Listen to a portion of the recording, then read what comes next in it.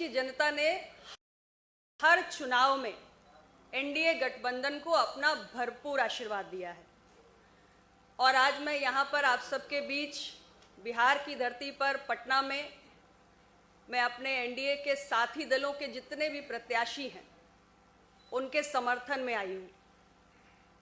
और वैसे तो मैं अपनी बात को आगे बढ़ाने से पहले ये कहूँगी कि मैं लंबे समय के बाद आई हूँ। मैं बहुत ज़्यादा यहाँ आती नहीं हूँ, बहुत लंबे समय के बाद आई और मैं एयरपोर्ट पे उतरी तो मैंने देखा कि भाई वाकई पटना तो बदला बदला नज़र आ रहा है। इतना शानदार एयरपोर्ट बन गया।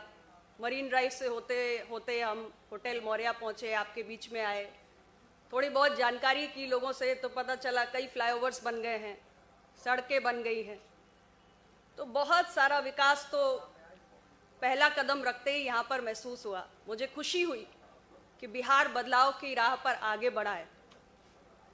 और अभी हम सभी जानते हैं कि पहले चरण की पोलिंग यहाँ खत्म हुई और बिहार की जनता को मैं बहुत बधाई देना चाहती हूँ कि उन्होंने रिकॉर्ड मतदान किया।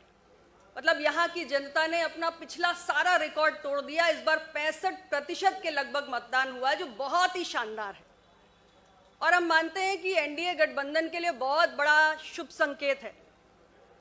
ये हमारी एनडीए गठबंधन की जो सरकार यहाँ माननीय मुख्यमंत्री श्री नीतीश कुमार जी के नेतृत्व में चली, जिसका हमारी माननीय प्रधानमंत्री जी के नेतृत्व वाली केंद्र सरकार का लगातार सहयोग रहा और डबल इंजन की सरकार ने जिस गति से यहाँ पर काम किया, तो ये जो बिहार का मतदाता बहुत जागरूक मतदाता है और बड़ी संख्या में जो फर्स्ट फेज की पोलिंग में बिहार के मतदाता बड़ी बड़ी लाइनों में हमें दिखे और 65% मतदान हुआ।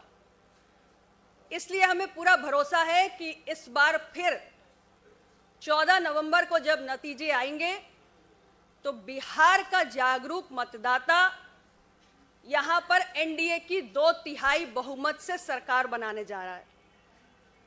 और ऐसा मैं पूरे विश्वास से इसलिए कह रही हूं क्योंकि बिहार की जनता जब चुनाव में वोट डालने जाती है तो एक तरफ उसके सामने होता है 90 से 2005 का दौर और दूसरी तरफ होता है माननीय मुख्यमंत्री नीतीश कुमार जी के 20 साल का दौर, हमारी एनडीए सरकार का 20 साल का दौर। और अगर मैं उन 15 सालों की बात करूं तो उसका एक नजारा तो अभी अभी मुझे सुनने में आया। यानी कांग्रेस पार्टी के बड़े नेता हैं, उन्होंने ऐसा शर्मनाक और दुर्भाग्यपूर्ण मैं कहूंगी बयान दिया है कि अभी तक तो आम आदमी के लिए कट्टे की बात होती थी, अब तो सीधे प्रधानमंत्री की कनपट्टी पर कट्टा लगाने की बात हो रही है। तो बिहार की जनता को समझने की आवश्यकता है कि ये लोग तो चुनाव के बीच में कट्टा तमंचा की भाषा से बाज नहीं आ रहे हैं। यानी राजद का रंग तो पूरी तरह कांग्रेस पर भी चढ़ गया है। तो याद कीजिए 15 साल पहले जो जंगल राज था, जो गुंडा राज था और बिहार की पहचान जिन चीजों से थी, कट्टा, अपहरण, बलात्कार, हत्या, फिरौती, डकैती, बिहारी कहना लोगों के लिए अपमान की बात होती थी। चारों तरफ घोटालों की गूंज थी। वैसे ही संकेत आज पवन खेड़ा जी के बयान से मिल गए हैं। एक तरफ हमारी एनडीए की सरकार है जो विकास को आगे बढ़ा रही है।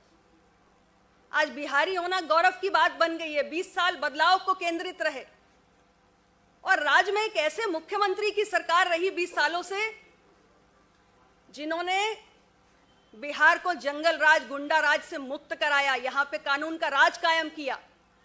केंद्र सरकार और राज्य सरकार ने मिलकर बिहार की विकास के मामले में तस्वीर को बदलने का काम किया है।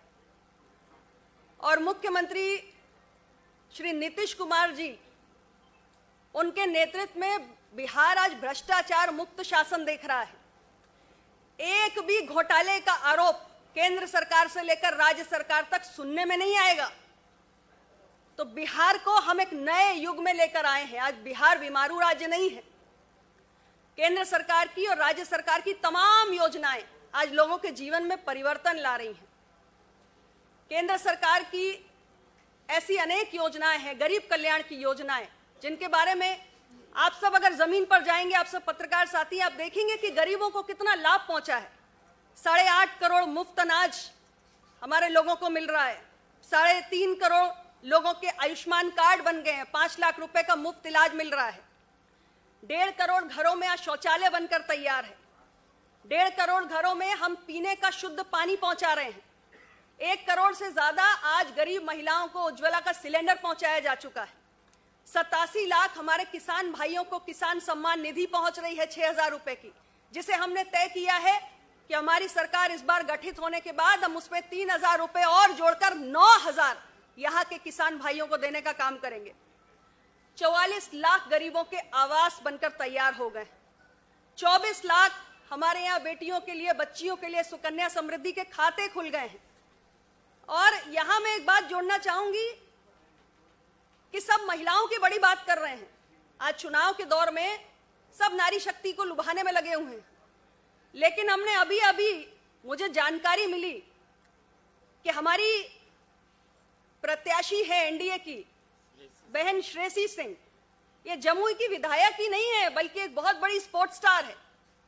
भारत की गौरवशाली नेशनल शूटर है। कॉमनवेल्थ गेम 2018 में स्वर्ण पदक लेकर आई है। युवाओं के लिए, महिलाओं के लिए एक रोल मॉडल है और दोबारा चुनाव के मैदान में है। और उनका जो चुनाव कार्यालय है, ये जो महिलाओं को 30,000 रुपए देने का दावा कर रहे हैं, महिलाओं को लुभाना चाह रहे हैं, नारी सम्मान में बड़े बड़े भाषण दे रहे हैं, जरा इनका दोहरा चरित्र देखिए कि एक महिला एनडीए गठबंधन की प्रत्याशी है और जो हमारे उनके सामने चुनाव लड़ रहे हैं राजद के प्रत्याशी हैं भाई शमशाद आलम जी। ये गए हैं और इन्होंने उनके कार्यालय में जाके तोड़ फोड़, अराजकता, गुंडागर्दी